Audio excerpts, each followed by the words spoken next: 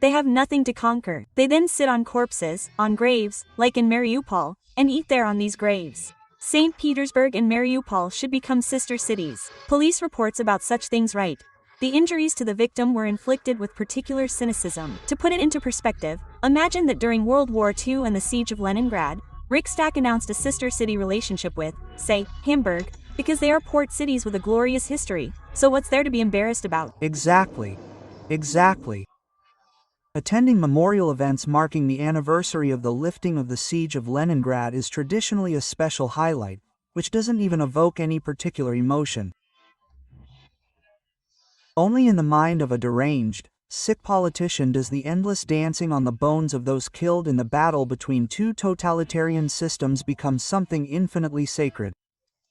That's Russia. 1 million victims in Leningrad is certainly a huge tragedy, but it's absolutely no reason to reconstruct Stalinism in Putin's guise. In 25, we'll lay down another ship, an icebreaker of the same ilk, and call it Stalingrad. What the hell are you talking about? It's absolutely no reason to keep multiplying human casualties and suffering, hiding behind the graves of the dead. From Vladimir Putin's perspective, we're all already dead, because he can sacrifice the entire population of the earth for his own immortality. The thing is, you see, one of the main Chekist rituals, one of the main rituals of this bloody satanic sect, is mass human sacrifice. Don't you know about this? The mass terror of the 1930s can't be explained in any other way. It was all a sacrifice to their bloody god. From this perspective, Vladimir Putin won't stop at another Hecatombe. And they send greetings in advance to all the potentially dead. We long thought this was a metaphor, but in reality, Russia is truly ruled by a bloody Cheka sect that observes a satanic ritual. glory to you, our God, glory to you. Declaring your own people your enemy and destroying them. This applies to the destruction of other peoples. This is a deliberate policy. It is a conscious, deliberate policy aimed at achieving its own selfish goals by using such inhumane methods.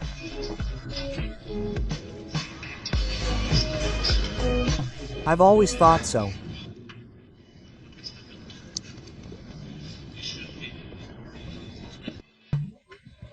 My God, how are we finished? The thesis of the triumphant and irrevocable liberation of Leningrad from the Nazi siege is aimed at justifying an inhumane war against Ukraine. The aggression our country faces today clearly testifies to this. Back then, in 1945, Nazism was defeated, but not eradicated. Russophobia, xenophobia, and nationalism have become weapons of revanchists in many European countries, in the Baltics, and, unfortunately, in Ukraine. This dissolute follower of Russian Hitlerism cites Russophobia as a justification for invading a sovereign country, for constantly subjecting Ukrainian cities to hellish missile attacks, for murdering Ukrainians, and even for completely erasing the entire country.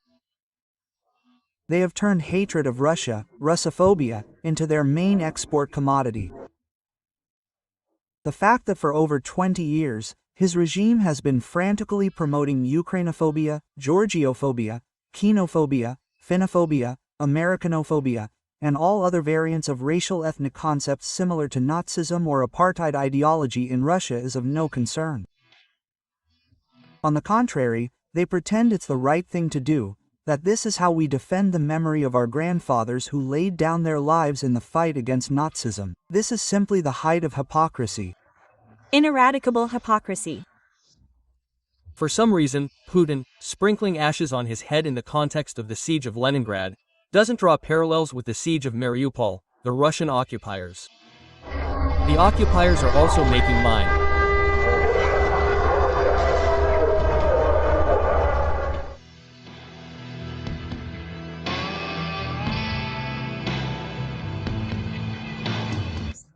Russians don't wage war. We are not waging war. Waging war is a completely different matter. It is the complete destruction of infrastructure, the complete destruction of cities, and so on and so forth. We don't do that. But we are trying to preserve infrastructure. And secondly, we are trying to preserve human lives. My daughter died in a quarry. A shell hit the house. I'm not leaving here. I didn't bury her. She still lies there. Everything used to be beautiful here, but now it's some kind of rope. The houses have been torn down. Everyone who needed to be killed. That's it. The Russian world has arrived. We have one ideology. The Russian world. It's All ours. And these people are ours. And people know that they are ours. And people are happy that they are ours. The hospital is not working. Hospitals have been blown up. Pregnant women. Nothing. Actually, births took place in basements. Twins were born in a basement. There was no formula. The shock of this housing. Many were destroyed. People weren't evacuated like that, so they were buried right in the courtyards. Well, tell me, who are we supposed to thank now? Was it really necessary to bomb civilians? The Russian armed forces don't bomb cities, and everyone knows that.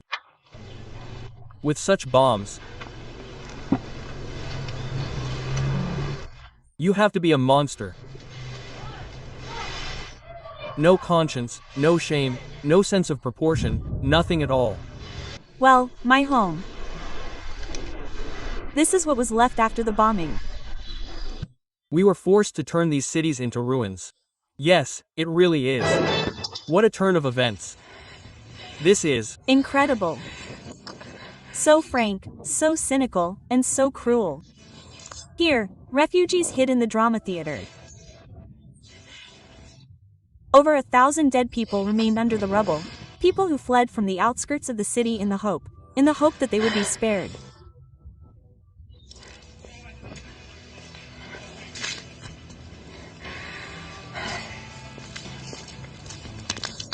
They simply wanted to survive. They just sat there, old people, women, children, men. What difference does it make? They're just people. They simply fled the bombing.